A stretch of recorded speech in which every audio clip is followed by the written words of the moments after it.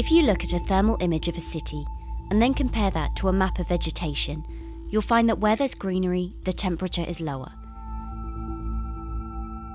That's because things like asphalt, concrete, and shingled roofs absorb more heat from the sun than trees.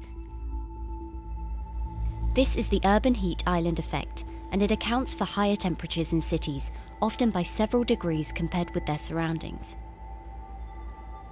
It's becoming a huge risk to human health as growing urban populations exacerbate the heating effects of climate change. Heat waves kill more people than any other extreme weather event, more than tornadoes, hurricanes, and even floods. That's why urban heat island mitigation strategies are being studied in Singapore by a group of researchers. The government-backed project called Cooling Singapore is now in the process of combining everything they've learnt to create a digital tool that can help cities all over the world, starting with Singapore.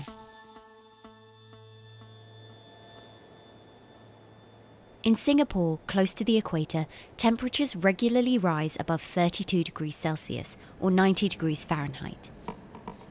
And the city structures only make it worse. And that is also the case for Singapore, which is basically a concrete jungle, more urbanized, more developed city.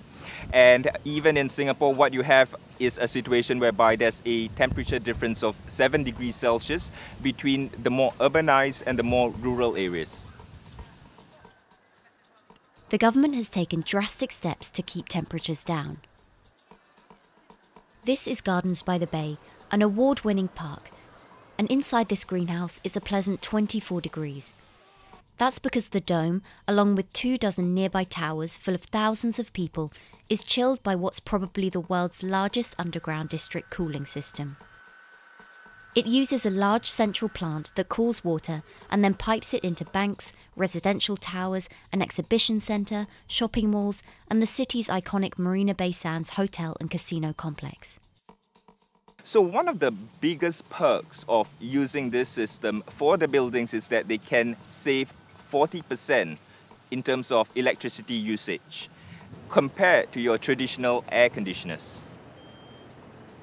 And with Singapore relying on natural gas for most of its power, this new system means emission savings equivalent to removing 10,000 cars from the city's roads.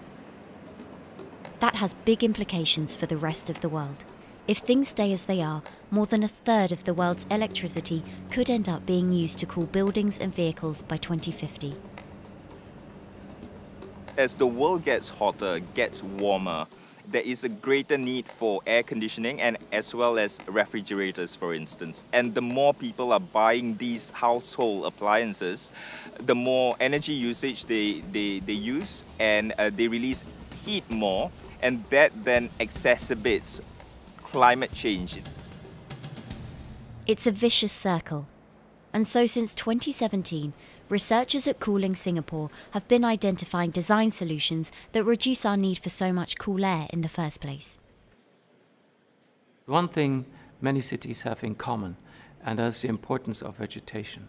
That's a very important measure to mitigate the urban heat because of the shading effect, of course, and the psychological effects of the vegetation, and also because of the possible evaporative cooling effect of the vegetation. Vegetation can be, of course, on the ground floor in form of trees and shrubs, and you can walk under them. This is the so-called canopy layer that the vegetation forms above us. But vegetation can also go up the facades of buildings, and it can go to the roof of the buildings. Luckily, Singapore has been striving for the Garden City feel for quite some time. It was a vision initially introduced by then Prime Minister Lee Kuan Yew in 1967 to make life more pleasant for people. And today, Singapore is one of the world's greenest cities in terms of urban vegetation. Kampung Admiralty, a community centre that contains health facilities and social spaces, now provides more green space than the plot of land it was originally built on. It's topped by a roofscape of staggered terraces covered in local plants, which functions as a community park, and a village green in the centre that contains farm plots for residents to tend to. Park Royal on Pickering was designed as a hotel in a garden that doubled the green growing potential of its site. There's now 15,000 metres of sky gardens, reflecting pools, waterfalls, planter terraces and green walls. And the government has big plans as well. Singapore actually has a plan to plant 1 million trees and add more green spaces over the next 10 years. It is actually a mix of wanting to reduce the urban heat island effect, but on the other hand is also to get the people to be more connected to nature. But it's not enough. The city-state has still been warming twice as quickly as the world average over the past 6 decades. That's why Cooling Singapore has developed a catalogue of other potential heat mitigation measures.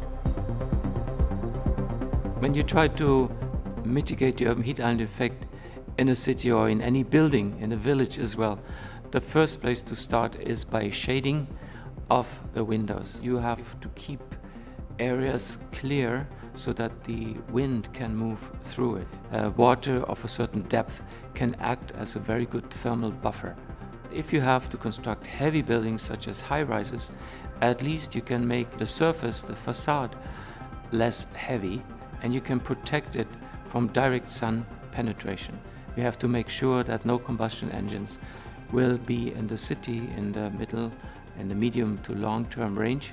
So ideally the electricity production is outside of the city and you bring just the clean electricity into the city. You can at least minimize the use of energy in the city, and you can start to slowly convert the roofs, the facades of the city into production areas for renewable energy. In Singapore, unfortunately, this is a limited option, but in the long run it could produce up to 20–25% of the energy, of the electricity needed in Singapore if all the roofs and the areas in the buildings, on the facades would be used to do that. With so many different ideas, Cooling Singapore is also designing a virtual model of the city to test them out. It's called a Digital Urban Climate Twin, or DUCT, that will calculate how each element of the city's design will impact the urban heat island effect. That means we model not only the geometry of the buildings digitally, but also we model the transportation, the insulation, the temperature, the radiation coming from the sun, the weather, the local climate, the even very, very microclimate of the city, the water, the movement of people in the city. We can invent scenarios, we can design scenarios, test them before we actually build them, and if they test very well and we are sure that they will function, then we can start to build them and put them into reality.